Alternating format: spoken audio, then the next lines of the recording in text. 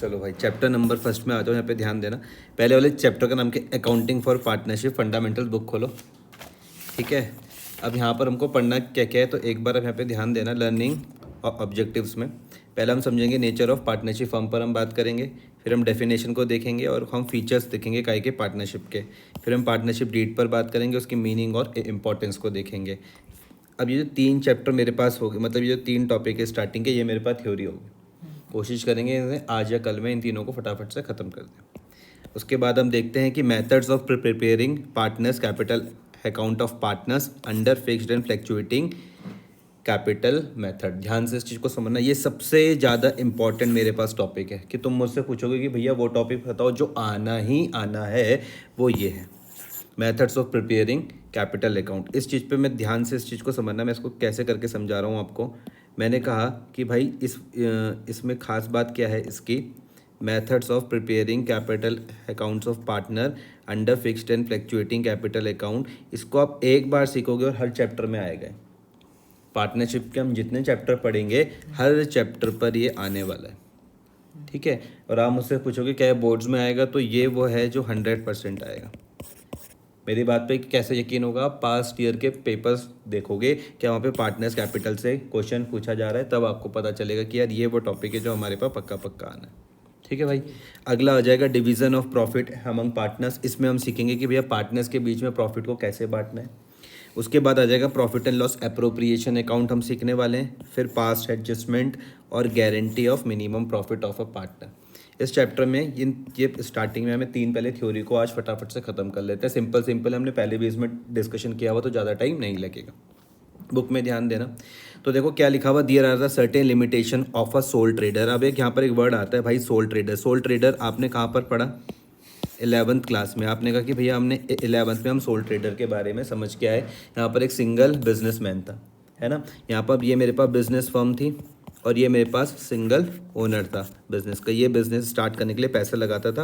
Accountant हम वहाँ पर भी फर्म के ही थे। याद आ रहा ध्यान, कोई दिक्कत तो नहीं, ये हमने 11th में पढ़ा हुआ है। लेकिन वहाँ पर भैया कुछ लिमिटेशंस थी। अब ध्यान से इस चीज़ को समझना कि जब कोई लिमिटेशंस रहेगी तभी हम कुछ और काम करेंगे। ये आप समझो इकोनॉमिक्स भी पढ़ोगे, वहाँ पर भी आप ध्यान रखोगे। जैसे आपने पढ़ा, मान लो मनी वाला चैप्टर, आपने मनी में समझा, मान लो बाटा सिस्टम ऑफ एक्सचेंज। जब बाटा सिस्टम ऑफ एक्सचेंज में कोई लिमिटेशन रहेगी तभी हम मनी के फंक्शंस को समझ पाएंगे। तो सेम उसी तरीके से मैंने कहा कि भैया जब सोल ट्रेडर था वहाँ पर कुछ क्या थी भैया, लिमिटेशंस थी। तभी किसकी बात हम करेंगे, पार्टनरशिप की बात करेंगे। और पार्टनरशिप में भी कुछ लिमिटेशंस होगी, तब हमें किसकी ज़रूरत पड़ने वाली, जॉइंट स्टॉक कंपनी की ज़रूरत पड़ेगी। आगे मैं इसमें पढ़ के देखता हूँ तो बुक में ही क्या लिखा हुआ है कि इन अ सोल ट्रेडिंग का concern only one man invest Capitals, undertakes the risk involved in the business and controls the whole affairs of the business. Book में ध्यान देना, but one man's capital scale and controlling the risk taking capacity are generally limited. Therefore some person may combine and enter into agreement to form a partnership. समझ में आया। अब इसको देखो comparison से आप इसको समझते हुए चलते रहो। अगर मैंने तुमको बात करी किस चीज़ के बारे में, अगर मैंने बात की तुमको सोल ट्रेडर के बारे में, तो यहाँ पर ये मेरे पास फर्म थी और मेरे पास एक ही ओनर था। समझ में आया सोल ट्रेडर के बारे में। अब जब मैं पार्टनरशिप के बारे में बात करूँगा भैया सेम कॉन्सेप्ट लगेगा, लेकिन अब मैंने कहा कम से कम मिनिमम मेरे पास 2 पार्टनर हो जाएंगे। ध्यान से इस चीज़ को समझना। अकाउंटेंट में उस टाइम भी यहाँ का था, अकाउंटेंट में यहाँ पर भी हो। तुम मुझको कहोगे यार भैया इसका मतलब क्या है, मैंने कहा इसका मतलब आपको सारी बातें फर्म के हिसाब से समझनी है। इसका मतलब क्या है, सारी बातें फर्म के हिसाब से आपको समझनी है। सेम कॉन्सेप्ट जो यहाँ पर लग रहा था सोल ट्रेडर में, वही सेम कॉन्सेप्ट पार्टनरशिप में लगेगा। समझ में आया। यहाँ पर सिर्फ ये अंतर था कि भैया एक ही बंदा क्या कर रहा था, यहाँ पर पैसा लगा रहा था। यहाँ पर हमने कहा कम से कम 2 लगाएंगे। समझ में आ गई बात, दोनों में डिफरेंस समझ पा रहे हो। कोई दिक्कत तो नहीं भाई इतने में। तो इसको मैंने क्या बताया, इसको मैंने बोला सोल ट्रेडर। ये कौन था, सोल ट्रेडर, जो हमने कहाँ पर पढ़ा, 11th क्लास में। अब हम किस पे बात करेंगे, हम बात करेंगे भैया काय पर, पार्टनरशिप में, जो हम कहाँ पर पढ़ेंगे 12th में। कॉन्सेप्ट बिल्कुल मेरे पास सेम ही लगने वाले हैं। हमें हमेशा किसके पॉइंट ऑफ व्यू समझना है, फर्म के पॉइंट ऑफ व्यू से समझना है। इन दोनों में ये कॉन्सेप्ट में लगाता था जिसको हम बोलता था सेपरेट लीगल एंटिटी कॉन्सेप्ट, जहाँ पे मैं बोलता था फर्म अलग और ओनर अलग। 11th में भी मैंने सेम पढ़ा, 12th में भी मेरे पास वही आ जाएगा। मैं बोलूँगा फर्म अलग और मेरे ये पार्टनर्स अलग। यहाँ तक कोई दिक्कत तो नहीं है। आगे पढ़ते हैं। तो देखो आप ही की बुक में क्या लिखा हुआ है, यहाँ तक हमने बात कर ली। इस पूरे पैराग्राफ को जब आप पढ़ोगे तो एक ही चीज़ यहाँ पर समझ में आ रही है भैया, लिमिटेशंस की बात समझ में आ रही है। दो चीज़ों के बीच में कंपैरिजन हो रहा, किसके बीच में, सोल ट्रेडर के बीच में। इसमें हमने क्या कहा कि भैया सोल ट्रेडर के बिजनेस में भैया कुछ ना कुछ लिमिटेशन थी, इसलिए हम किसके बारे में बात करें, पार्टनरशिप के बारे में बात करें। अब ध्यान से यहाँ पे समझो, अगली बुक लाइन में यहाँ पे ध्यान देना, बोले partnership is the relation of mutual trust and faith. तो इसके बारे में भैया रिलेशंस के बारे में कि भैया दो लोगों के बीच में रहेगा। सपोज करते हैं ए हो गया और दो बी हो गया, इन दोनों ने कहा हम मिलके क्या करेंगे, बिजनेस करेंगे, तभी पार्टनरशिप बन सकती है। समझ में आई बात। आगे देखो, in order to maintain this trust it is necessary that a partnership accounts में be maintain in an honest accurate and equitable manner. ध्यान से इस चीज़ को समझना, किसके बारे में बात हो रही है कि भैया पार्टनरशिप अकाउंट्स को मेंटेन करने के बारे में बात हो रही है, जो मैंने यहाँ पर ये बताई है। ये देखो कि हम किस तरीके से हम पार्टनर्स कैपिटल अकाउंट को बना के चलेंगे। तो अब यहाँ पर एक डिफरेंस आ रहा है। आप बोलोगे कि हमने 11th क्लास में तुमने पार्टनर्स कैपिटल अकाउंट नहीं सीखा था। अगर मैं बात कर रहा हूँ किसकी, 11th में आपने पार्टनर्स कैपिटल अकाउंट नहीं सीखा, क्योंकि भैया उस टाइम तो एक ही बंदा था। लेकिन अब हमें इसको कहाँ पर सीखना पड़ रहा है, हम इसको सीखेंगे भैया 12th में। ठीक है, हम यहाँ पर क्या सीखेंगे, पार्टनर्स कैपिटल अकाउंट बनाना। क्लियर हो रही है बात। चलिए आगे, अब यहाँ पर देखो ध्यान से, तो क्या लिखा हुआ आगे, आगे क्या लिखा हुआ है यहाँ पर, for the purpose it is necessary to study the definition of a partnership as given in the partnership act and the relevant provisions of the partnership act which affect the partnership accounts. आपको सबसे पहले भैया definition को समझना है, ध्यान से समझना है। इसमें मैं तुम ऐसा चर्चा कर चुका हूँ, डेफिनेशन को समझना है। और मैं तुमसे पूछूँ भैया डेफिनेशन कहाँ दी हुई, तो आप मुझको बोलोगे भैया पार्टनरशिप एक्ट में दी हुई है। मैंने कहा डेफिनेशन कहाँ पर दी हुई है भैया, पार्टनरशिप एक्ट में दी हुई, कहीं ना कहीं तो लिखी हुई होगी। तो भैया कहाँ पर है, पार्टनरशिप एक्ट में। और कुछ प्रोविजंस भी हैं, और कुछ प्रोविजंस भी हैं, वो कहाँ पर लिखे हुए, पार्टनरशिप एक्ट में। एक क्वेश्चन है, हाँ बताओ। थ्योरी आएगी पेपर में? समझना तो पड़ेगा ही ना इसको। हाँ। फिर बिना इसके तो आपको समझ ही नहीं पाओगे आगे का कहानी। यहाँ तक कोई दिक्कत तो नहीं है इतने में, इतनी बात समझ में आ रही। मैंने कहा भैया ये डेफिनेशन है कहाँ पर लिखी हुई भैया, पार्टनरशिप एक्ट में। और कुछ प्रोविजंस है, ये भी कहाँ पर लिखे हुए, पार्टनरशिप एक्ट में। समझ में आया। जैसे मैं कुछ प्रोविजन तुमको बताऊंगा नो पार्टनरशिप डीड के, कि अगर जब पार्टनरशिप डीड नहीं होगी तो हम ट्रीटमेंट किस तरीके से हम करेंगे। समझ में आई बात। यहाँ तक कोई भी दिक्कत है, सिंपल है। आगे अब देखो, बुक में ध्यान देना, तो नेचर ऑफ पार्टनरशिप फर्म के बारे में बात करी गई। दो व्यू पॉइंट होते हैं, एक होता है मेरे पास लॉ का व्यू पॉइंट, दूसरा होता है मेरा अकाउंटिंग व्यू पॉइंट। तो अकाउंटिंग व्यू पॉइंट के हिसाब से क्या बोला हुआ है कि partnership firm is treated as a separate business entity from its partner. कौन से पॉइंट ऑफ व्यू से बात कर रहे हैं भैया, अकाउंटिंग पॉइंट ऑफ व्यू से बात कर रहे हैं। तुमने कहा इसका मतलब क्या हुआ, मैंने कहा ये देखो मैंने तुमको यहाँ पर समझाया, यहाँ पर मैंने तुमको समझाया ये। अगर आप यहाँ पर ध्यान दो तो मैंने कहा फर्म अलग है और भैया पार्टनर्स अलग है, यही कॉन्सेप्ट बोल रहे कि आप इसको एक मत समझना। ये भैया फर्म अलग और पार्टनर्स अलग। ये कौन सा व्यू पॉइंट है, आपने बोला भैया ये अकाउंटिंग व्यू पॉइंट है।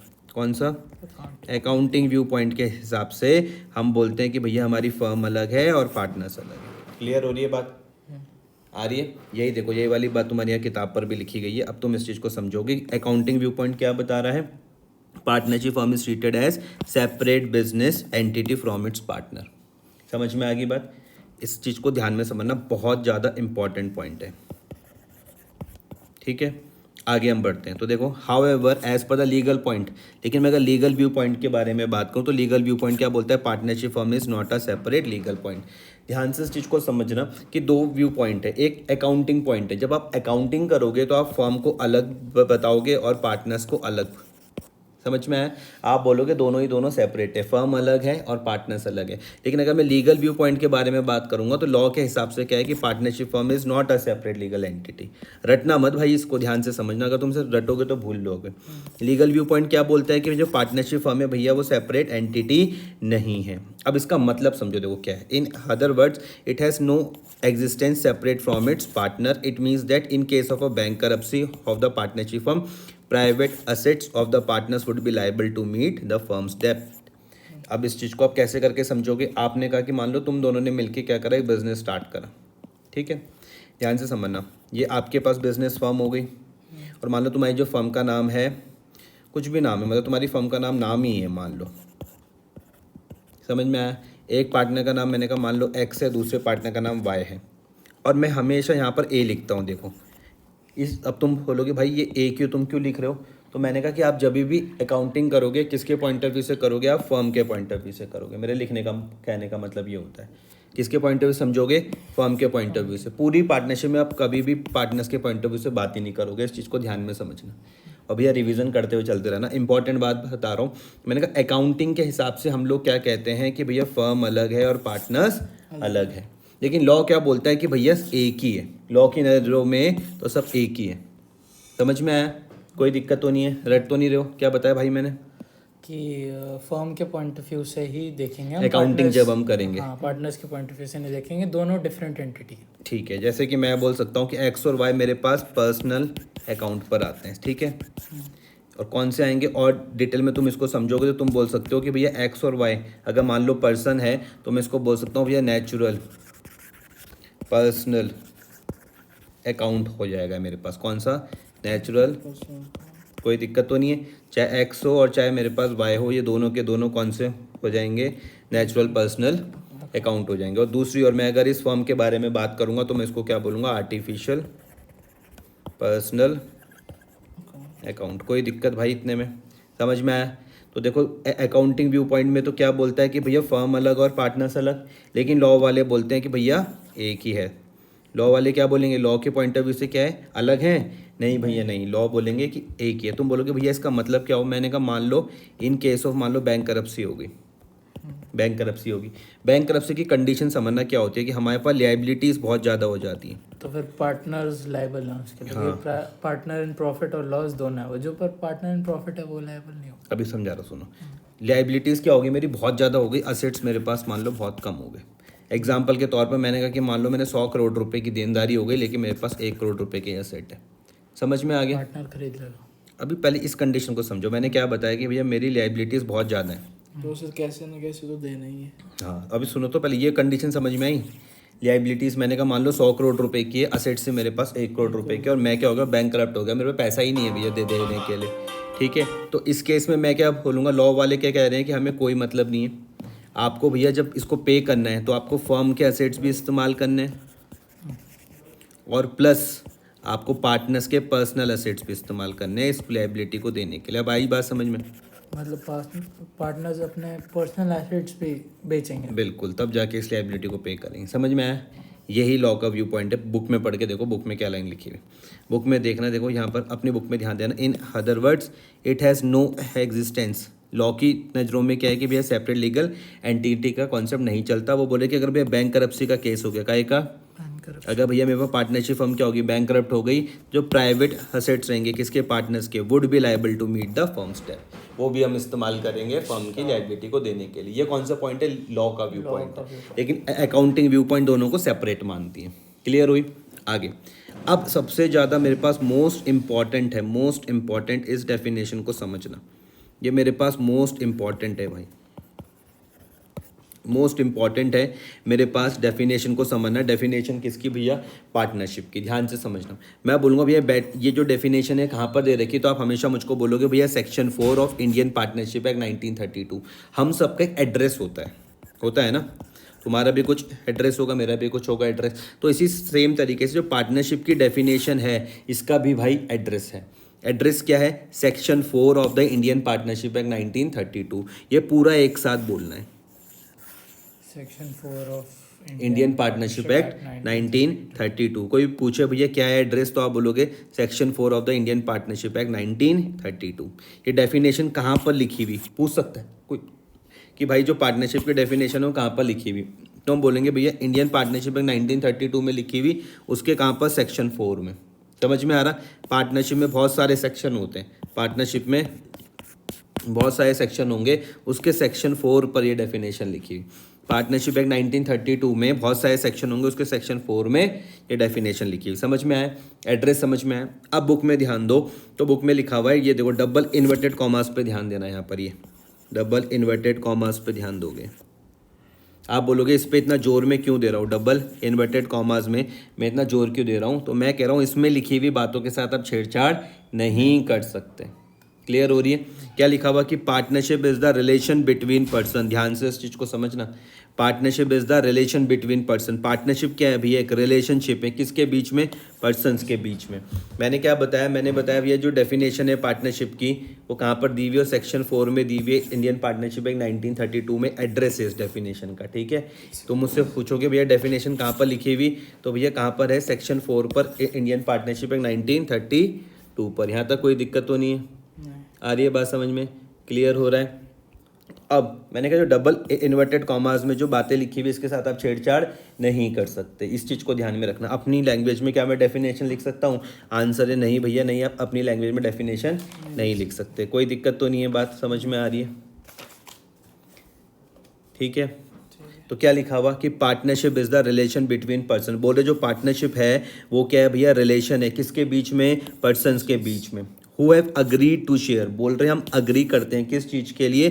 Share the profit of a business. ध्यान से समझना कि अगर मान लो कि हम तीनों ने कहा कि हम तीनों मिलकर बिजनेस कर लेते हैं तब तो पार्टनरशिप हो सकती है, लेकिन हम तीनों ने कहा कि हम तीनों मिलकर कुछ पैसा कंट्रीब्यूट कर ले, अगर हम चैरिटी कर लेते तो फिर वो पार्टनरशिप नहीं कहलाएगी। समझ में आया?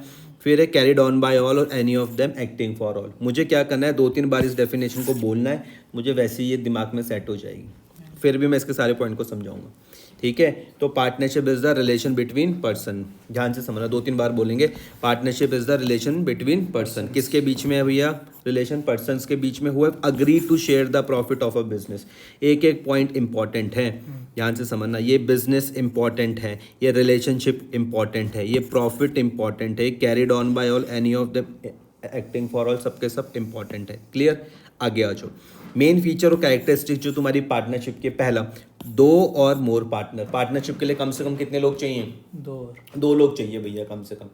आई बात समझ में? मिनिमम कितने लोग चाहिए? 2 लोग चाहिए। बिना 2 लोगों के आप पार्टनरशिप नहीं कर सकते। वो बोले 2 और मोर पर्सन, कम से कम 2 या 2 से ज़्यादा पर्सन मेरे पास होने चाहिए, तभी आप पार्टनरशिप कर सकते हो। लिखा हुआ देयर मस्ट बी एटलीस्ट, कम से कम तुम्हारे पास कितने पर्सन होंगे भाई?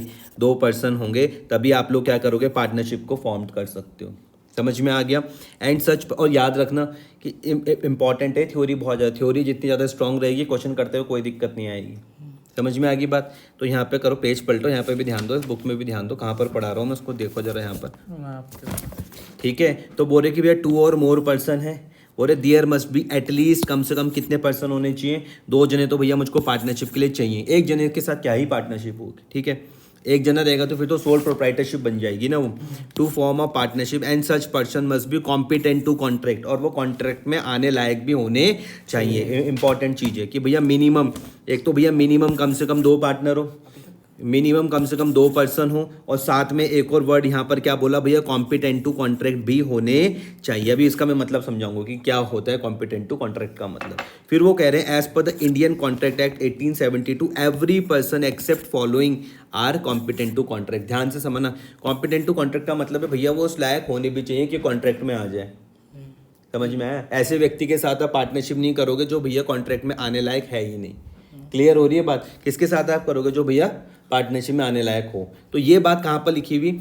इंडियन कॉन्ट्रैक्ट एक्ट 1872 पर लिखी हुई। कहाँ पर? इंडियन कॉन्ट्रैक्ट एक्ट 1872 पर। इंडियन कॉन्ट्रैक्ट एक्ट 1872 पर बोलता है हर एक partner, every partner except the following, किस किस को छोड़ के? कोई माइनर हुआ अगर, इसको छोड़ दो। पर्सन ऑफ अनसाउंड माइंड, कोई पगलियाइट हुआ, इसको छोड़ दो। और पर्सन डिस्क्वालीफाइड बाय लॉ, जिसको लॉ ने डिस्क्वालीफाइड करा हुआ, इन तीनों को आप छोड़ दो, तो बाकी सबके साथ आप पार्टनरशिप कर सकते हो। कॉम्पिटेंट टू कॉन्ट्रैक्ट का मतलब समझ में आया? कम से कम 2 पार्टनर होने चाहिए, समझ में आया ना? 2 और मोर पर्सन, समझ में आया? समझ में आया? और ये बातें कहाँ पर लिखी हुई? क्या इंडियन पार्टनरशिप 1932 पर लिखी हुई? आप बोलोगे नहीं, ये जो कॉम्पिटेंट टू कॉन्ट्रैक्ट वाली बात है ये कहाँ पर लिखी हुई? इंडियन कॉन्ट्रैक्ट एक्ट 1872 पर। हम पूरा डिटेल में पढ़ने की कोशिश कर रहे हैं, और याद रखना इसका कोई रिपीट टेलीकास्ट नहीं होगा, इसलिए पूरा ध्यान रखना, ठीक है। इसलिए हम डिटेल में छोटी छोटी चीज़ों को लेकर चल रहे हैं ताकि कुछ भी छूटे ना, इसका कोई रिपीट टेलीकास्ट नहीं होने वाला। एक बार हम बढ़ गए आगे तो फिर हम बढ़ ही गए फिर, ठीक है। सिर्फ इन लोगों को छोड़ के, माइनर को छोड़ दो, पर्सन ऑफ अनसाउंड माइंड को छोड़ दो, और person disqualified by any law, इन तीनों को छोड़ दोगे तो सबके सब लोग पार्टनरशिप में आ सकते हैं। समझ में आया? मैं तुमसे पूछूंगा कि भाई पार्टनरशिप के लिए कम से कम कितने लोग चाहिए, तो आप बोलोगे भैया मिनिमम कम से कम 2 लोग तो चाहिए ही चाहिए पार्टनरशिप बनाने के लिए। समझ में आया? और साथ में वो कॉम्पिटेंट टू कॉन्ट्रैक्ट भी होने चाहिए। कौन नहीं हो सकते? तो भैया माइनर नहीं हो सकता, पर्सन ऑफ अनसाउंड माइंड नहीं हो सकता, और पर्सन डिस्क्वालीफाइड बाय लॉ नहीं हो सकता। इन तीनों को छोड़ दोगे तो बाकी आप हर किसी के साथ पार्टनरशिप कर सकते हो। तो मिनिमम की काइंड तो मुझको समझ में आई। मैक्सिमम के लिए देखो आपकी बुक्स में क्या लिखा हुआ है, बोल रहे मैक्सिमम नंबर ऑफ पार्टनर्स। तो लिखा हुआ partnership does not specify maximum number of partners. ध्यान से समझना, पार्टनरशिप एक्ट में बताया ही नहीं गया है कि भैया मैक्सिमम नंबर ऑफ पार्टनर कितने होंगे। मिनिमम तो चलो बता रखा, मिनिमम तो बता रखे कि कम से कम भैया 2 हों, लेकिन मैक्सिमम के बारे में कोई बात नहीं करी गई है। हम पूरा डिटेल में पढ़ रहे हैं, गलती मत करना, एक एक नंबर के क्वेश्चन यहीं से ही पूछे जाएंगे। बोल रहे भैया partnership act does not specify, maximum number नहीं बता रखा पार्टनरशिप एक्ट ने। फिर मेरे दिमाग में क्वेश्चन आएगा कि वहाँ नहीं बता रखा तो कहाँ पर बता रखा है, पढ़ के देखते हैं। पार्टनरशिप एक्ट डज, बुक में ध्यान देना, partnership act does not specify maximum number of partner but the central government, किसने? सेंट्रल गवर्नमेंट ने तय कर रखा है। Central government has prescribed maximum number of partner. किसने करा हुआ भैया? सेंट्रल गवर्नमेंट ने प्रिस्क्राइब्ड करे हुए maximum number of partner in a firm कि कितने होने चाहिए, टू बी 50। कितने? 50। और ये कहाँ पे लिखा हुआ है? Rule 10 of the companies miscellaneous rule 2014। Compulsory है कि 50 से ऊपर नहीं हो सकता। ये मैक्सिमम पार्टनर देखिए भैया, कम से कम कितने होने चाहिए? 50 होने चाहिए। समझ में आया? Minimum 2 maximum 50। ठीक है, तो आपके यहाँ पर नोट बन गए। आपने कहा भैया हमको समझ में आया कि भैया मिनिमम कम से कम 2 होने चाहिए, और जो भैया मैक्सिमम है वो कितने होंगे? 50 होंगे। क्या ये 50 पार्टनरशिप एक्ट में लिखे हुए? नहीं। आप बोलोगे नहीं भैया नहीं, ये पार्टनरशिप एक्ट में नहीं लिखे हुए। तो मैं बोलूँगा कहाँ पर लिखे हुए? ये सेंट्रल गवर्नमेंट ने प्रिस्क्राइब कराओ, लिखा कहाँ पर है? तो आप बोलोगे रूल में लिखे हुए। कहाँ लिखे हुए? रूल में। कौन से रूल में? Rule 10 of the companies miscellaneous rule 2014 पर। कम समझ में आया? मैक्सिमम लिमिट 50 की। समझ में आ गया? मिनिमम मैक्सिमम में कोई दिक्कत तो नहीं है। 1 नंबर का क्वेश्चन आएगा तो गलत तो नहीं करोगे। मिनिमम पूछा जाए, मैक्सिमम पूछा जाए तो करेक्ट करके आ जाओगे ना भाई? पक्का? मैं फिर बता रहा हूँ, एक बार जब हम बढ़ गए आगे रिपीट टेलीकास्ट कुछ भी नहीं होगा। तो इसलिए बहुत ध्यान से समझना। इसलिए जब मैं पढ़ा रहा हूँ तो मैं चाह रहा हूँ कि कुछ भी चीज़ मैं छोड़ूँ ना, लाइन टू लाइन आपको लेके चलूँ। ठीक है भाई? आगे हम बोलते हैं। अब हम बात करें भैया माइनर के बारे में। ये देखो मैंने यहाँ पे 3 बंदे हुए बताए थे, minor, persons of unsound mind, person disqualified by any law. इसमें मैं माइनर के बारे में थोड़ी सी और चर्चा कर लेते हैं। बुक में ध्यान देना, माइनर एज अ पार्टनर बोला हुआ, a minor cannot be admitted as a partner in a firm. आप माइनर को एडमिट नहीं कर सकते, मना कर रखा है, कैन नॉट बी एडमिट आप नहीं कर सकते। किसको भैया? पार्टनर को। कहाँ पर? फर्म में। हाउ एवर, लेकिन he is allowed to be participate in the profit of the firm. समझ में आया? लेकिन भैया वो प्रॉफिट में पार्टिसिपेट कर सकता है।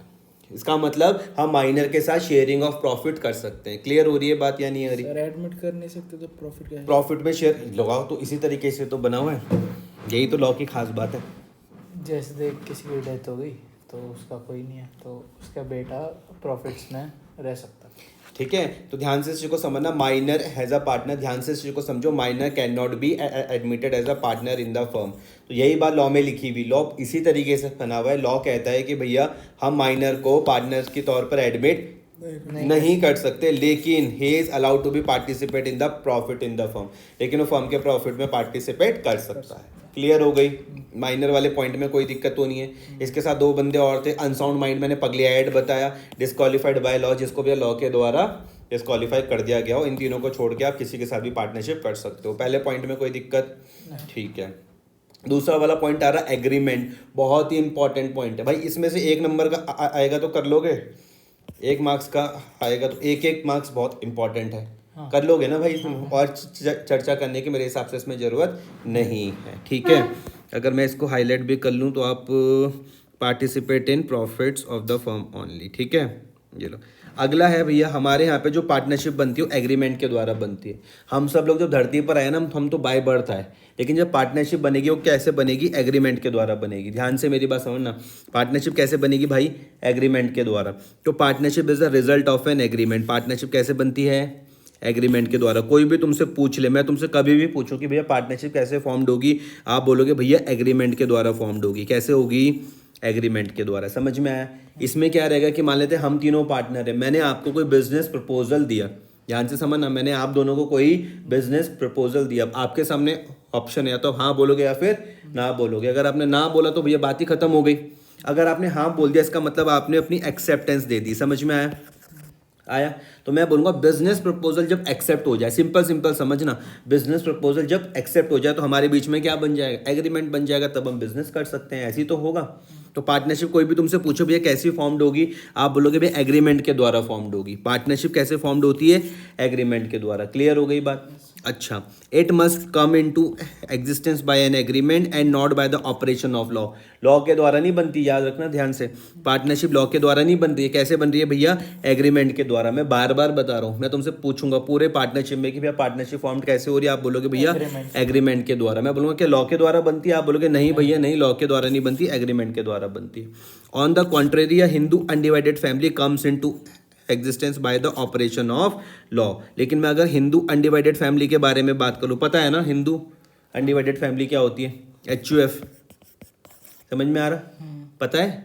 ऐसी कोई फैमिली जहां पे सारे के सारे मेंबर्स एक साथ ही रह रहे हो, ज्वाइंट फैमिली समझ लो, बिजनेस भी हो, सबका सब एक साथ कर रहे हो, उसको हम बोलते हैं हिंदू अनडिवाइडेड फैमिली। वो कैसे बनती है, by the operation of law and not by an agreement. उनके बीच में कोई एग्रीमेंट नहीं होता, हिंदू अनडिवाइडेड फैमिली के बीच में कोई एग्रीमेंट नहीं है, वो ऑपरेशन ऑफ लॉ के द्वारा बन जाती है। लेकिन मैं बात करूँ हमारे टॉपिक क्या, सो मत ध्यान से सुनो, पार्टनरशिप के कैसे फॉर्म्ड होती है, एग्रीमेंट के द्वारा फॉर्म्ड होती है। समझ में आया कैसे फॉर्म्ड होगी, एग्रीमेंट के द्वारा। ठीक है, such an agreement, important point आपसे पूछा जाएगा प्रैक्टिकल्स के ओरल के टाइम में पूछा जाएगा कि भैया एग्रीमेंट के द्वारा तो बनती है, फिर आप बोलोगे एग्रीमेंट मेरे पास ओरल और रिटर्न कैसे भी हो सकता है।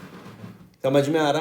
कंपलसरी नहीं है कि राइटिंग पर ही हो, ओरल भी हो सकता है और रिटर्न दोनों ही फॉर्म पर हो सकता है। एग्रीमेंट ओरल भी हो सकता है और रिटर्न दोनों ही फॉर्म पर हो सकता है। क्लियर हो रही है बात? एग्रीमेंट ओरल भी होगा और राइटिंग पर भी हो सकता है। समझ में आया? अगर इसमें से एक ओरल एग्रीमेंट कैसे होगा? ओरल एग्रीमेंट मतलब मौखिक तौर पर हमने सिर्फ बात बात पर कर लिया कि 40% तेरा 60 मेरा, मतलब बोल के सारी बात हो रही, 40-60 वाली बातें नहीं, लेकिन जो भी बातें हैं सब मौखिक तौर पर हो रही है। हाँ। क्लियर? यहाँ तो कोई दिक्कत तो नहीं है। The agreement forms the basis of the mutual rights and duties of the partners. मतलब अगर मैं नॉर्मल अभी तुमसे डिस्कस करूंगा, वहाँ पे मैं तुमसे बात करूंगा कि एग्रीमेंट में सारे पार्टनर्स के राइट्स भी लिखे हुए रहते हैं और ड्यूटीज भी लिखी हुई रहती है। कोई दिक्कत? इन दोनों में से अगर एक एक नंबर का कुछ पूछ लिया जाए तो भैया ले आओगे ना नंबर? कोई दिक्कत तो नहीं है? कोई तुमसे इसमें से क्या बात बन सकती है, एग्रीमेंट क्या कैसे फॉर्म्ड होगा, आप बोलोगे भाई सॉरी पार्टनरशिप क्या कैसे फॉर्म्ड होगी, एग्रीमेंट के द्वारा। एग्रीमेंट मेरे पास ओरल और रिटर्न दोनों पे हो सकता है। समझ में आ रहा? तो थ्योरी की भी इंपॉर्टेंट है, वहां से भी पूछा जाते हैं क्वेश्चन, वहां से भी मार्क्स आएंगे। अगला, existence of business and profit motive. ध्यान से इस चीज का समझना, हम तीनों ने मिलकर कहा ही बात कि हम तीनों क्या करते हैं, कुछ पैसे मिलाते हो जाके चैरिटी कर लेंगे। क्या हम उसके लिए पार्टनरशिप कर सकते हैं? आंसर है नहीं भैया नहीं, उसके लिए पार्टनरशिप नहीं होगी। क्यों? क्योंकि एक बिजनेस होना बहुत ज़्यादा जरूरी है, एग्जिस्टेंस ऑफ बिजनेस होना बहुत ज़्यादा जरूरी है, और बिजनेस के बाद जो प्रॉफिट होगा उसको भैया शेयर भी करना है। समझ में आ रहा? तो existence of business and profit motive समझ में आ रहा है? तो देखो क्या लिखा हो कि partnership can be formed for a purpose of carrying on some business. भैया क्यों करोगे? बिजनेस करने के लिए करोगे। क्यों करोगे? बिजनेस करने के लिए। और इंटेंशन क्या है कि भैया हम क्या कमाएंगे? प्रॉफिट कमाएंगे, and such profit must be legal profit होना चाहिए। समझ में आया? A joint ownership of sum property, देखो यहाँ पे joint ownership of sum property by itself can not be called a partnership. Example के तौर पर ध्यान से समझना कि आपने कहा कि भैया मेरे पास और मेरे भाई के पास एक प्रॉपर्टी है, हम दोनों इसके ओनर है, तो क्या पार्टनरशिप कहलाएगी? आंसर है नहीं भैया नहीं, ये पार्टनरशिप नहीं होगी। साफ साफ मना कराओ कि जॉइंट ओनरशिप किसी प्रॉपर्टी की by itself can not be a partnership. समझ में आया? तो पार्टनरशिप सिर्फ किसके लिए होगी? बिजनेस करने के लिए होगी। मोटिव क्या होगा? प्रॉफिट मोटिव होगा। समझ में आया? अगर मैं बिजनेस करूंगा तो मेरे दिमाग में क्या होगा भैया? प्रॉफिट मोटिव होना चाहिए। क्लियर हो रही है बात? एक नंबर का यहाँ से आ जाए तो कर लोगे, कोई दिक्कत तो नहीं है। कैरिंग ऑन सम बिजनेस, और इंटेंशन क्या होगी कि भैया हम प्रॉफिट कमाएंगे। अगला, जो प्रॉफिट के साथ एक और पॉइंट आता है इंपॉर्टेंट, उसको भैया शेयर भी करना है।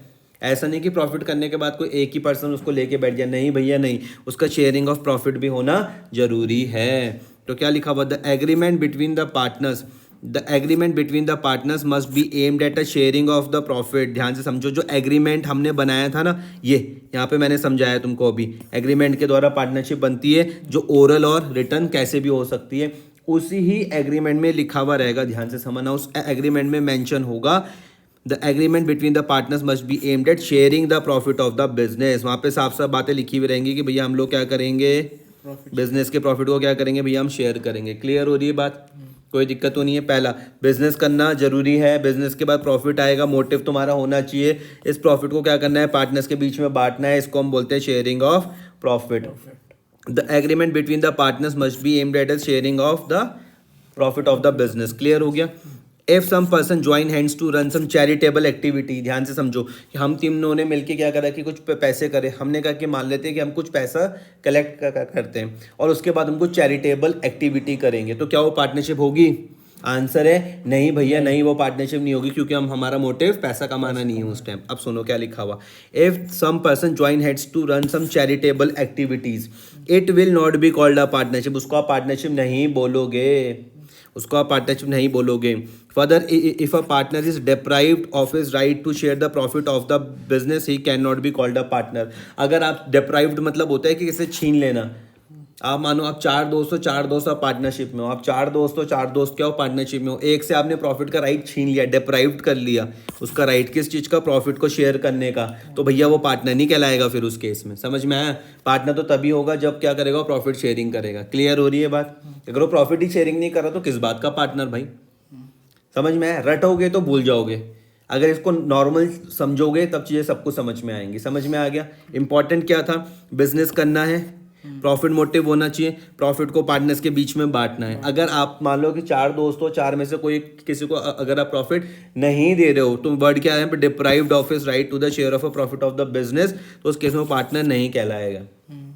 क्लियर हो रही है बात? अच्छा, but it is not necessary that all partner should share the losses. लेकिन इंपॉर्टेंट पॉइंट पूछा जाएगा तुमसे यहाँ से, ये कोई नेसेसरी नहीं है भैया कि सारे के सारे पार्टनर क्या करें, लॉस शेयर करें। समझ में आ गया? देखो, प्रॉफिट तो सबके सब करेंगे, प्रॉफिट तो जितने भी पार्टनर होंगे सबके बीच में बैठेगा, लेकिन ये कोई जरूरी नहीं है कि सारे के सारे पार्टनर लॉस भी शेयर करें। समझ में आई बात? ऐसा हो सकता है कि कोई पार्टनर आपकी पार्टनरशिप फॉर्म में आ रहा है, लेकिन उसने एग्रीमेंट में सीधा एग्रीमेंट में सीधा ये बात कही कि भैया मैं लॉस को शेयर नहीं करूंगा, तो ऐसा हो सकता है? बिल्कुल ऐसा हो सकता है। क्लियर हो रही है बात भाई? It may be agreed between the partner that one or more of them shall not be liable for losses। Clear हो गया? अब यहाँ से देखो, एक नंबर का यहाँ से आएगा कहीं से भी तो कुछ कर लोगे? हाँ जी। कटेंगे तो नहीं नंबर तुम्हारे? मोस्ट इंपॉर्टेंट पॉइंट है ये, इंपॉर्टेंट सबसे ज़्यादा, वैसे तो सारे ही पॉइंट इंपॉर्टेंट है। फिफ्थ वाला, प्रिंसिपल और एजेंट की रिलेशनशिप होती है, ध्यान से समझना। एक पार्टनर प्रिंसिपल भी होगा, मालिक भी होगा और अपने बिजनेस का एजेंट भी होगा। प्रिंसिपल भी होगा और एजेंट भी होगा, ध्यान से समझना। रिलेशनशिप होती है काई की भैया, प्रिंसिपल की और एजेंट की। क्लियर हो रही है बात? प्रिंसिपल की और एजेंट की। हर एक पार्टनर, ध्यान से समझो, अगर मैं पार्टनर हूं तो भैया मैं अपने बिजनेस का प्रिंसिपल भी होऊंगा। ध्यान से इस चीज़ को समझो। मैंने कहा मैं कहीं पर इंस्टीट्यूट में पढ़ाता हूँ, तो मेरे साथ और भी टीचर पढ़ाते हैं। समझ में आ गया? जब हम क्या करते हैं उसमें अपने प्रॉफिट को बांटते हैं ना, साल भर बाद हम पूरे साल भर का प्रॉफिट एंड लॉस वगैरह बनाते हैं, तो जब हम प्रॉफिट को बांटते हैं तब हम बिजनेस के क्या हो गया, प्रिंसिपल हो गए। लेकिन जब मैं पढ़ा रहा हूँ तो मुझे यहाँ से सैलरी मिल रही है, तब मैं बिजनेस का क्या हो जाऊँगा, एजेंट हो जाऊँगा। क्लियर हो रही है बात? बहुत इंपॉर्टेंट पॉइंट है। एक ही पार्टनर बिजनेस का प्रिंसिपल भी होगा और एजेंट भी होगा। बुक में क्या लिखा हो, each partner is an agent as well as principal of the firm. An agent because he can be bind the other partners by his act. Agent क्यों है, ध्यान समझोगे। मैंने कोई भी काम किया तो भैया सारे के सारे पार्टनर्स उसमें लाइबल होंगे। इसको देखो इस तरीके से आप समझो। एग्जाम्पल के तौर पे, ये मेरे पास कोई पार्टनरशिप फर्म है, मैं बार बार यहाँ पर इस चीज़ को लिखता हूँ कि ताकि मेरी प्रैक्टिस हो जाए। अकाउंटेंट में इसी फर्म का हूँ, मुझे फर्म के पॉइंट ऑफ व्यू से बात करनी है। एक पार्टनर एक्स है, वाई है और जेड है, तीन पार्टनर है। समझ में आया? अगर इस एक्स पार्टनर ने, मान लेते बाहर किसी पार्टनर के साथ कुछ ट्रांजेक्शन करी, ध्यान से समझना भाई, एक्स ने क्या करा, बाहर किसी पार्टी के साथ कोई ट्रांजेक्शन करी, तो उसमें एक्स वाई जेड तीनों ही लाइबल होंगे। क्लियर हो रही है बात? क्योंकि ये पार्टनरशिप किसके बिहाफ में कर रहा है, इस फर्म के बिहाफ में कर रहा है, और फर्म में तीनों पार्टनर आ रहे हैं। समझ में आया? इसने मान लेते कोई सेल्स करी किसी बाहर वाले को और कुछ डिफेक्टिव सेल हो गई मान लेते हैं, तो तीनों ही लाइबल होंगे, एक्स वाई जेड तीनों। एक्स नहीं होगा खाली, एक्स वाई जेड तीनों होंगे। क्यों? क्योंकि इसने फर्म के बिहाफ पर सेल करी। क्लियर हुआ? इस केस में ये क्या बन जाएगा, एजेंट बन जाएगा। आ रही है बात समझ में भाई? तो देखो यहीं पर ये चीज़ यहाँ पे लिखी हुई, देखो बुक में ध्यान देना। N agent because he can bind other partners by his act. कुछ भी काम करेगा तो बाकी सब पार्टनर्स में बाइंड हो जाएंगे। फिर एंड प्रिंसिपल कब होगा, because he himself can be bound by the acts of the other partner. अब भैया प्रिंसिपल कब होगा, कोई दूसरा पार्टनर ने कोई काम करा तो भैया ये भी बाउंड हो रहा। क्यों हो रहा? क्योंकि ये मालिक है तभी तो बाउंड हो रहा, अगर ये मालिक नहीं होता तो बाउंड नहीं होता। क्लियर हो गया? आधी बात समझ में? ठीक है। इसके कितने करेंगे सर हम? किसके? फीचर्स सभी करेंगे, सभी इंपॉर्टेंट है। अच्छा। फिर उसके बाद है एजेंट और प्रिंसिपल वाली बात समझ में आई। नेक्स्ट पॉइंट समझो, business can be carried on by all or any of them acting for all. ध्यान से समझना कि जो बिजनेस है वो या तो सबके सब पार्टनर मिलके काम करेंगे, may be carried on by all, या तो सबके सब पार्टनर मिलके काम करेंगे, और any of them acting for all. देखो बुक में क्या लिखा हुआ, it means that each partner can be participate in the conduct of the business and each partner is bound by the acts of the other partner in respect of the business of the firm। Fifth और sixth को साथ में पढ़ना, fifth और sixth को हमेशा साथ में पढ़ना, क्योंकि दोनों सेम ही बात बोल रहे हैं। या तो सबके सब पार्टनर मिलके काम करेंगे, या उनके बिहाफ में कोई एक पार्टनर को, दो पार्टनर को, तीन पार्टनर काम कर सकता है। फिफ्थ और सिक्स्थ को क्या करना है? साथ में पढ़ना है। समझ में आ गया? एजेंट और प्रिंसिपल वाली बात समझ में आई। यहाँ पर भी सेम वही वाली बात है फिफ्थ और सिक्स्थ पॉइंट में। सिक्स्थ में तो सर क्या कह रहे हैं? Business can be carried on by all, या तो सबके सब पार्टनर मिलके काम करेंगे, या उनके बिहाफ में कोई एक पार्टनर काम कर सकता है। एग्जाम्पल के केस में मैंने यहाँ पर कहा, देखो मेरे केस में यहाँ पर क्या हुआ, सिर्फ सेल करी, मान लो ये है, मैं फिर से यहाँ पर बता देता हूँ। मैंने कहा देखो ये है मेरे पास पार्टनरशिप फर्म, अकाउंटेंट में इसी फर्म का हूँ, एक्स पार्टनर, वाई पार्टनर और जेड पार्टनर। सेल सिर्फ एक्स ने करी, किसने करी? समझ में आया? और लेकिन जब इसने सेल करी तो फर्म के लिए करी ना, और फर्म में तो एक्स वाई जेड तीनों ही आ रहे। आई बात समझ में? ऐसा भी हो सकता है कि भैया हमारे पास सिर्फ कौन काम करे, वाई और जेड काम करे। वाई और जेड ने कुछ काम करा, ध्यान से समझना। तो वाई और जेड ने किसके लिए काम करा? वाई और जेड ने जो काम करा फर्म के लिए करा, और फर्म में तो तीनों ही आ रहे। क्लियर हो ही बात या नहीं हो रही है? आ रही है बात समझ में? होगी तो शेयर तीनों के साथ होगा। प्रॉफिट नहीं, मैं सेल्स वगैरह के में कुछ काम करने की बात कर रहा हूँ। तो अब इस पॉइंट को यहाँ पर पढ़ के देखो, जैसे यहाँ पर क्या लिखा हुआ है, it means that each partner can be participate in the conduct of the business. Business में जो भी काम होगा उसमें हर एक पार्टनर काम कर सकता है। समझ में? उसके बाद क्या लिखा हुआ है, and each partner is bound by the acts of other partner. अगर आप दोनों पार्टनर हो, मान लो आप दोनों पार्टनर हो, इन्होंने किसी के साथ कोई बाहर कोई ट्रांजेक्शन करी तो उसमें आप भी लायबल होंगे। कहने का मतलब ये है, समझ में आया? In respect of the business of the firm, जब फर्म के बिजनेस की बात आएगी। तो मैंने बोला हमेशा देखो फिफ्थ और सिक्स पॉइंट को साथ में पढ़ना है। फिफ्थ और सिक्स पॉइंट को काय पे पढ़ना है? साथ में पढ़ना है, कोई दिक्कत तो नहीं है। लास्ट पॉइंट है नो सेपरेट एग्जिस्टेंस। ये मैं तुम्हारे साथ डिस्कस कर चुका हूँ। A partnership firm has no separate existence from its member. It means that all agreements entered with the firm will be enforceable against each partner separately and jointly. However, partnership firm is a separate business entity from accounting point of view. Seventh वाला point ध्यान से समझना। Seventh वाला point हमने detail में यहाँ पर पढ़ा था। ये सेवंथ वाले पॉइंट को मैंने डिटेल में तुमको यहाँ पे समझाया था। ये नेचर ऑफ पार्टनरशिप में अकाउंटिंग व्यू पॉइंट में समझाया। इसको मैं यहाँ पर तुम्हारे लिए लिख भी देता हूँ कि भैया ये सेवंथ वाला पॉइंट है। सेवंथ वाला पॉइंट, ठीक है। तो सेवंथ वाला पॉइंट यहाँ पे ध्यान से समझ लेना। अकाउंटिंग व्यू पॉइंट में मैंने तुमको बताया अलग अलग है, फर्म अलग है और भैया पार्टनर्स अलग हैं। लेकिन जब आप लीगल पॉइंट ऑफ व्यू से बात करोगे आप बोलोगे फर्म और पार्टनर एक ही हैं। तो सेवंथ वाले पॉइंट में वही वाली बात बोली गई है कि नो सेपरेट एग्जिस्टेंस। अब पार्टनरशिप फर्म की कोई सेपरेट एग्जिस्टेंस नहीं है अपने मेंबर्स से। It means that all agreements entered with in the firm will be enforceable against each partner separately and jointly. समझ में आ गया बात। उसके बाद however partnership firm is a separate entity from the accounting point of view. और हमारे लिए क्या है इंपॉर्टेंट, हमारे लिए accounting point of view important है। क्या हम लॉ पढ़ रहे हैं अभी? नहीं, अभी आप लॉ नहीं पढ़ रहे हो, अभी आप क्या पढ़ रहे हो? अकाउंट्स पढ़ रहे हो। तो आपको अकाउंटिंग पॉइंट ऑफ व्यू को देखना है। आप बोलोगे भैया फर्म अलग और पार्टनर्स अलग। समझ में आया? कल के दिन जब आप लॉ पढ़ोगे तब आप इन दोनों को एक ही मानोगे। कोई दिक्कत नहीं है, यहाँ से कुछ भी आएगा तो कर लोगे, ठीक है। नेक्स्ट है मेरे पास rights of a partners. Partnership नहीं भाई, कल क्यों कर लें। Partnership can not comes into existence in the absence of any of the above mention essential features. ध्यान से इस चीज को समझना। Partnership can not come into existence in the absence of any of the above mention essential feature. Above मतलब ऊपर हमने जितने भी पॉइंट करे, जैसे तुमने मुझसे पूछा कि कितने पॉइंट करेंगे, मैंने कहा भैया सारे पॉइंट करने हैं। क्या पहला भी इंपॉर्टेंट है? बिल्कुल। दूसरा भी है? बिल्कुल। तीसरा भी है, चौथा भी है, पांचवा, छठा, सातवां, सारे के सारे पॉइंट होंगे तभी तुम्हारी पार्टनरशिप बनेगी। तो यही वाली बात बोल रहे, partnership can not come means to existence in the absence of any of the above mention essential features. सारे के सारे फीचर्स होंगे तभी पार्टनरशिप बनेंगी। ठीक है, अगला है मेरे पास राइट्स ऑफ अ पार्टनर। ध्यान से इस चीज़ को समझो, मेरे पास है जो पार्टनर्स के राइट्स क्या हैं।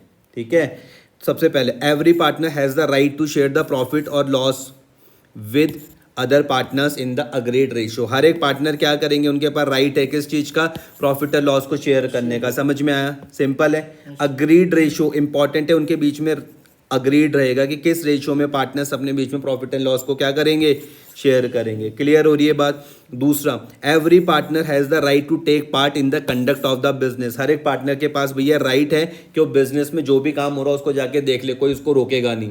पहला पॉइंट समझ में आया, पहला पॉइंट समझ में आया। Every partner has the right to share the profit और losses with the partners in the agreed ratio. दूसरे वाले पॉइंट में every partner has the right to take the part in the conduct of the business. समझ में आ गया, business का कुछ भी काम होगा तो कोई इनको रोकेगा नहीं। Every partner has the right to consulted in the matters related to the partnership firm. Partnership firm से रिलेटेड कोई भी मैटर होगा तो उसमें वो कंसल्ट कर सकता है। फोर्थ वाले पॉइंट में every partner has the right to inspect कर सकता है और उसकी कॉपी भी रख सकता है। किसकी भैया, बुक्स ऑफ अकाउंट्स की। फिर फिफ्थ वाले में क्या है, every partner has a right to disallow the admission of a new partner. हर एक पार्टनर के पास राइट है किस चीज़ का, कि भैया अगर कोई नया पार्टनर आए तो उसको मना कर सकता है। समझ में आया, कोई भी नया पार्टनर आएगा, मान लेते हैं कि हम तीनों पार्टनर है किसी एक फर्म में, नया पार्टनर तभी आएगा जब हम तीनों राजी रहेंगे। अगर हम तीनों राजी नहीं हो तो नया पार्टनर नहीं आएगा। समझ में आई, ये फिफ्थ वाला पॉइंट यहाँ पे ध्यान से समझ लो, ध्यान से समझ लेना। फिफ्थ वाला पॉइंट क्या बोल रहा है, हर एक पार्टनर के पास क्या है भैया, राइट है कि वो डिसअलाउ कर सकता है admission of a new partner को। इसका कहने का मतलब है जब भी कोई नया पार्टनर आएगा तभी आएगा जब सबके सब पार्टनर एग्री हो। नेक्स्ट है, every partner is a joint owner of the partnership property. Partnership property जो भी रहेगी उसके भैया सबके सब पार्टनर्स क्या रहेंगे, जॉइंट ओनर रहेंगे। यहाँ तक कोई दिक्कत तो नहीं है, आ गया समझ में। एग्जाम्पल के तौर पे हम तीनों कोई पार्टनर है, पार्टनरशिप फर्म में हम कोई फर्नीचर खरीद के लेकर आए तो उस फर्नीचर के हम तीनों ही मालिक होंगे, ये मतलब है। एग्रीड रेशियो में भी मतलब जो प्रॉफिट होएगा सर, जो भी उनके बीच में तय रहेगा तीनों में बटेगा, तीनों में बटेगा, जो भी उनके बीच में रेशो तय रहेंगे। इक्वल मत समझना, एग्रीड मतलब जो भी हमारे बीच में तय रहेंगे, जरूरी नहीं है वो इक्वल ही हो। फिर सेवंथ वाले में क्या है, if the partners has given loan to the firm. ध्यान से समझो, अगर किसी पार्टनर ने, अपने दिमाग में पिक्चर बनाओ, पार्टनर ने फर्म को लोन दिया, पार्टनर ने फर्म को लोन दिया, a partner has given loan to the firm. समझ में आया, तो उसके बाद राइट है कि वो रिसीव करे इंटरेस्ट एट अग्रीड रेट के साथ, वो इंटरेस्ट रिसीव करे। और रेट क्या है, अगर वो रेट मेंशन नहीं हुआ, इंपॉर्टेंट पॉइंट है सातवां वाला, बहुत ज़्यादा इंपॉर्टेंट, बहुत ज़्यादा इंपॉर्टेंट पॉइंट है सातवां वाला। तो कम से कम किस रेट से मिलेगा, 6% के हिसाब से मिलेगा। ध्यान से समझो, टाइम बहुत ज़्यादा कीमती है यहाँ पे, इसलिए समझना। ये तुम्हारे पास हो गई फर्म, ये तुम्हारे पास हो गए पार्टनर, पार्टनर ए, और कौन हो गया भैया, पार्टनर बी। ए ने क्या करा भैया, फर्म को लोन दिया, कितने रुपए का, 1 लाख रुपए का। समझ में आया, अकाउंटेंट में इस फर्म का हूँ, समझ में आ गया। तो उस 1 लाख के बदले फर्म को इसको क्या देना पड़ेगा, इंटरेस्ट देना पड़ेगा। समझ में आया। अगर कुछ इन दोनों के बीच में तय है तो उसी के हिसाब से देंगे, अगर तय नहीं है तो भैया 6% के हिसाब से देंगे। समझ में आ गया, कोई दिक्कत तो नहीं। 1 लाख क्या था भाई, 1 लाख क्या था, ये लोन था। ठीक है, अब देखो इस पॉइंट को जरा फिर से पढ़ के देखो क्या लिखा हुआ सातवें वाले पॉइंट में। If a partner has given loan to the firm, partner ने क्या करा, फर्म को लोन दिया, तो उसके पास राइट है कि वो रिसीव करेगा इंटरेस्ट, किस से, अग्रीड रेट से। कौन से रेट से, अग्रीड रेट से। लेकिन अगर अग्रीड रेट नहीं हुआ तो भैया कितना, 6% पर एनम के हिसाब से तो उसको मिलना ही मिलना है। कितना, 6% पर एनम। कितना, 6% ही है, हमेशा वही है। अभी भी का क्या मतलब, 6% पर एनम। आई बात समझ में, यहाँ तो कोई दिक्कत तो नहीं है। ये पॉइंट मैंने काय का बताया, इंटरेस्ट ऑन लोन का। ठीक है, और लास्ट पॉइंट है 8वां वाला, समझो यहाँ पर क्या लिखा हुआ, if a partner incur expenses और makes payment on behalf of the firm. Behalf मतलब फर्म के बदले पर, तो उसके पास he has a right to indemnified by the firm, मतलब उसको उसके कॉम्पनसेशन मिल जाएगा। समझ में, हम तीनों पार्टनर हैं, आपने कुछ खर्चा करा फर्म के बिहाफ में तो बाद में आपको उसका कॉम्पनसेशन मिल जाएगा। क्लियर। और 9th वाले पॉइंट में every partner has the right to retire from the firm. सबके पास राइट है कि भैया रिटायर हो सकते हैं, कहाँ से, फर्म से, बस एक प्रॉपर नोटिस देना पड़ेगा। यहाँ तक कोई दिक्कत तो नहीं है। कल की क्लास में हम आपके साथ स्टार्ट करेंगे लायबिलिटीज़ ऑफ पार्टनर्स है। आपको एक काम करना है भाई, इसका कर लेना रिवीजन, ये मैं नहीं कर सकता, ये आपको खुद करना पड़ेगा। ठीक है, यहाँ तक रिवीजन कर लेना। आगे कल हम लायबिलिटीज़ ऑफ अ पार्टनर से स्टार्ट करेंगे। रिकॉर्डिंग